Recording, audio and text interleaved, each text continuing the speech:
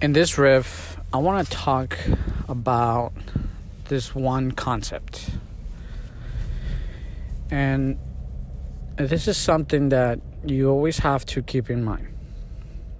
Something that is you have to think about consistently, all the time, or as much as you can. And it is this. We have, you and I, everybody, we all have the moral obligation to think, speak, and act positively. I'm not saying that you should think positively or that you should speak positively or that your actions should be positive. I am suggesting that the laws of physics tells us that we have the moral obligation to think, speak, and act positively. It's not an option. Let me repeat that again.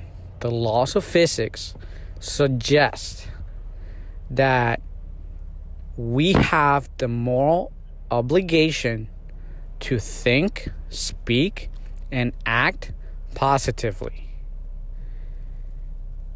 And when we're not, we are breaking the physical law of the universe, which makes us pay the price. For example, if you know the law of gravity, right? The law of gravity exists. There's no denying it. If you jump off from a very high altitude, then there's a high probability that you're going to hurt yourself. You know not to do that. You know that it is dangerous. You know that the law is suggesting that when you're in a place where you could fall off, you could hurt yourself, lose your life. And you pay the price, not because the law of gravity wanted to murder you, it's because you fail to align yourself and act in harmony with the law of gravity. So what law of physics or what principle of life says that you have the moral obligation to think, speak, and act positively? And I'm going to give you an illustration. This is more of a story. It's factually a real life story of a scientific research. Now, this research is controversial. Some people think it's not true. Some scientists have said that it has been debunked. But I believe that there's more evidence, more data supporting the fact that this is so, that this is true.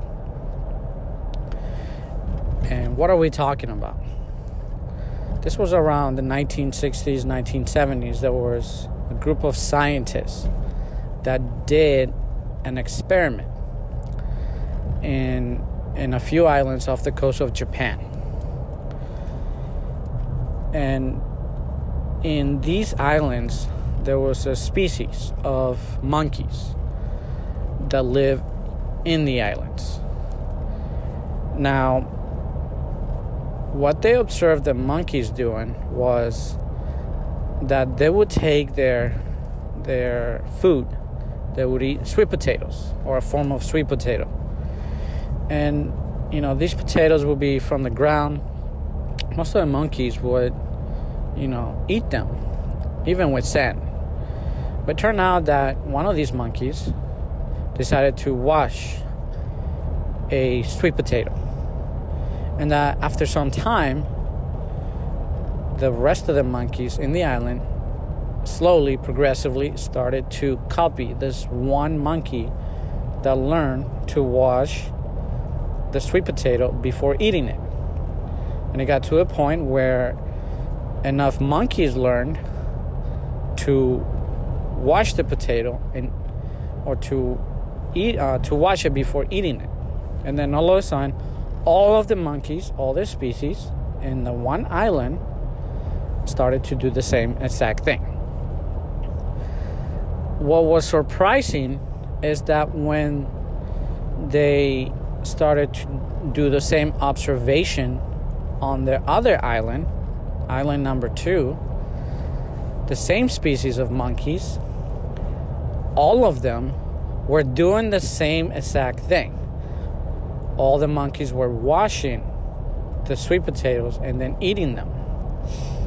What baffled the scientists is that this process was essentially started on the first island, and that they suggested, or they came to a hypothesis or somewhat of a conclusion that something was happening in the collective consciousness of the minds of the first species of monkeys, and that the new paradigm shift of that population, the new information, the new knowledge penetrated the ether and the message or the code or the new pattern of information was essentially transmitted and picked up by the other group of monkeys in the second island. How did this happen? Why did this happen? What are the implications of this happening, of this observation? I would suggest that you strongly consider, factually, that our brain, or your brain, your mind, or my mind, everyone's brains, like everything else in the universe, is energy, a form of frequency in which atoms, particles, and according to particle physics and quantum mechanics, particles are both a ball of energy, and at the same time they are considered to also be a wave of energy, of frequencies that is spread thin throughout space and time. You can verify this. This is essentially the basic of quantum mechanics. It is referred as particle-wave duality. Again, particles subsist in like a paradoxical existence, in where particles of energy, atoms, at an atomic level, at a quantum level, are both at the same time a particle of energy and a wave frequency of energy that is spread thin throughout space and time. Now, this says that, particles vibrate energy, that essentially they send out frequencies out into space in all directions, kind of like a tiny sun. When we observe our sun, we see that the sun emits energy, light energy, in all directions. We know that's basic physics. We see it, it's observable, it has been proven. At a quantum level, this energy is emitted, and it's essentially spread thin through all space and time. So in the same manner that the sun emits frequencies, so do we. And our brain does the same thing. Now, what does this have to do with the concept that I started with? That we have the moral obligation to think and speak and act positively. And what does it have to do with the concept of this group of scientists that made this outstanding observation of these monkeys, this group of species off the coast of Japan in 2 separate islands, and how they observed how the information that the new species, the first species, when they learned to wash the sweet potato, was essentially transferred through space and time to the second set of monkeys. How did this happen, right? Again, I would suggest that the information was picked up by the second set, or the second island of monkeys, the group of island in the second island, the group of monkeys that live there. So, what are the implications? What should we consider about this? If this is true, if in fact your brain is a transmitter and a receiver of frequencies, vibrations, of energy, and these frequencies are programmed with coded information of thoughts, of actions, and can be picked up by other brains without having to be in the same space, but it is transmitted through far distances, then the implications are massive. They're huge, because we all have thoughts. We all have words that we speak. We all have habits. We act a certain way every day, in which essentially builds and develops our character, who we are. I mentioned in one of my other riffs, Margaret Thatcher's quote, that we need to watch out for our words, because they become our actions.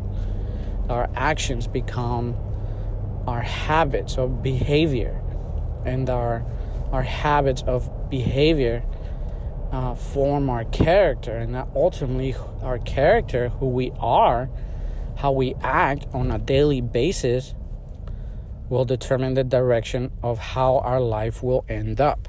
She referred to it as our destiny, and the direction that we're heading is determined by how we think, how we speak, how we act, and the habits that we form. This is no small statement. This is no small implication. This is something that we have to strongly consider. Now, there is this one illustration in the Greek scriptures that the prophet Jesus was able to teach to its disciples. And he said that he was referring to the concept of sin. And this is not to highlight a set of beliefs, of spiritual beliefs over others, but my attempt here is to highlight a principle of life that, regardless of who you are or what you believe, just like the law of gravity, applies to you as well. And when he talked about the word sin and what it does, is that he gave an illustration where it said that it is like leaven, and that this fermentation of bread, and that through this process, that the whole mass will become ubiquitously or completely covered or affected by the leaven. It will make the bread rise. And that sin, which is defined as a form of negative thinking, negative action in the Greek scriptures, can affect the whole mass. Now, consider that the word mass is parallel to the word masses. People are referred many times as the masses. Isn't that interesting? So, if we can say that the word that essentially your thoughts, and that the words that you speak have either a negative or a positive nature, then in fact, if it's of a negative nature, it could be considered as sin or as negative. as having negative consequences. And this is because if it's true, if it's factual, which I would suggest there's strong evidence that this is so,